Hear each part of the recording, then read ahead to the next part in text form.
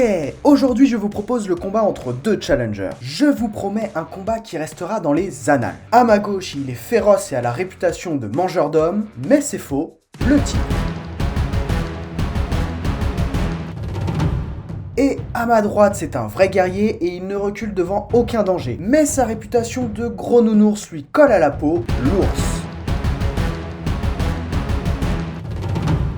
Dans cette vidéo, je m'efforcerai de vous présenter chacun leurs points forts et leurs points faibles avant de passer aux choses sérieuses, le combat. Et bien sûr, voir par la même occasion qui en sortira vainqueur. Alors trêve de blabla et passons tout de suite à la présentation de notre premier challenger, le tigre. Si on regarde les caractéristiques de son HP, on peut voir que sa durée de vie à l'état sauvage est de 10 à 15 ans. Et le deuxième point qui est son statut UICN est en danger d'extinction, ce qui lui fait une moyenne générale de 70% pour son HP. Passons à son attaque. Le pelage du tigre lui permet de se confondre aisément dans la nature. C'est clairement le meilleur pour jouer à cache-cache. Les canines du tigre sont pourvues de nerfs pouvant détecter la pression, lui permettant de savoir exactement où effectuer sa morsure sur sa proie. Autant dire que c'est un sniper. Ce qui lui fait une moyenne générale pour son attaque de 90%. Passons tout de suite à sa défense qui est composée d'un seul point. Le tigre est situé au sommet de la pyramide écologique. C'est un super prédateur. Autant dire qu'il a pas de quoi s'inquiéter. Ce qui lui fait une moyenne sans surprise de 90% pour sa défense. Regardons de plus près les caractéristiques de son intelligence. Le tigre possède une large gamme de vocalisation. Il communique facilement avec son entourage. Les rayures qui composent le pelage du tigre sont différentes d'un individu à l'autre. Elles forment une véritable carte d'identité pour le tigre. C'est pareil que nous, sauf que nous on a une carte d'identité ou des empreintes. Ce qui lui fait une moyenne pour son intelligence de 80%.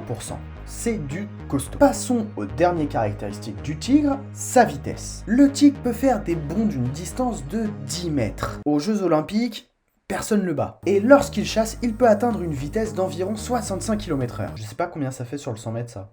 Ce qui lui fait une moyenne pour sa vitesse de 70%. Ok, on peut voir avec ses stats que le tigre est une vraie machine à tuer.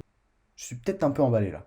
Bref, passons tout de suite à la présentation de notre deuxième challenger, l'ours. Si on regarde les premières caractéristiques de l'ours, qui est son HP, on peut voir que sa durée de vie à l'état sauvage est de 25 à 30 ans. Et son statut UICN est vulnérable. Et c'est sans surprise que la moyenne générale de son HP est de 80%. Mais passons aux caractéristiques de son attaque. L'ours peut devenir extrêmement dangereux lorsqu'il est surpris. Les ours sont parfois capables de voler les proies au tigre. C'est un peu comme les lions avec les hyènes. Et l'ours est dépourvu d'incisives supérieures dans sa mâchoire. Donc il n'a pas de canine comme peut l'avoir le tigre. Ce qui lui fait une moyenne sur son attaque de 70%. Passons à sa défense. L'ours n'est pas vraiment inquiété face aux autres animaux. Les tigres sont les seuls animaux qui représentent un danger pour les ours. Et pour se défendre, l'ours se dresse sur ses pattes arrière pour paraître plus imposant et dissuader son adversaire d'attaquer. Ce qui lui fait une moyenne pour sa défense de 75%. Regardons les caractéristiques de son intelligence. L'ours a une faculté d'analyse incroyable. Il sait prendre connaissance de son environnement pour prendre la meilleure décision. L'analyse d'informations, c'est pas tous les animaux qui peuvent le faire. Et un petit point en plus comme ça, mais c'est plus un point mignon, c'est que les mères portent les petits sur leur dos.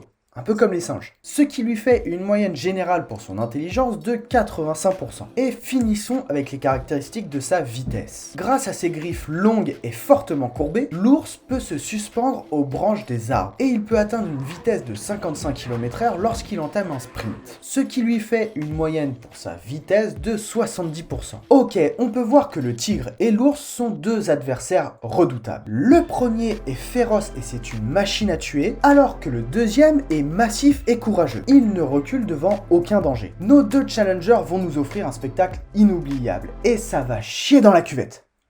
N'hésitez pas à me dire en commentaire votre préférence, le tigre ou l'ours. Sur qui allez-vous miser? Je crois bien que c'est le moment de lancer le combat. Let's go!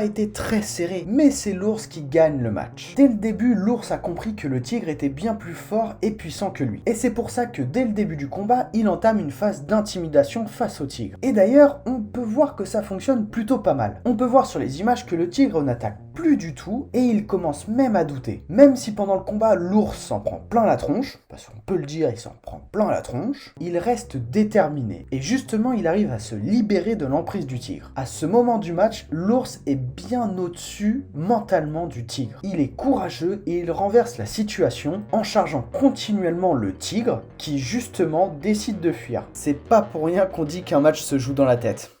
Retenez bien ça. Alors oui, je vous entends déjà râler dans les commentaires. Oui, j'avoue que le tigre remporte logiquement le combat à la base. Mais, je me suis bien sûr basé sur les stats que je vous ai présentés, mais aussi du combat auquel nous venons d'assister. Et l'ours remporte le match, mais pour un tout petit détail. Et parfois, de tout petits détails peuvent faire la différence. Et ce petit détail dans la vidéo, c'est que l'ours défendait son petit corps et âme. Si vous aussi vous avez apprécié le combat, n'oubliez pas le pouce bleu, ça permet à la vidéo d'être mieux référencée. Et bien sûr, abonnez-vous pour les VS à venir.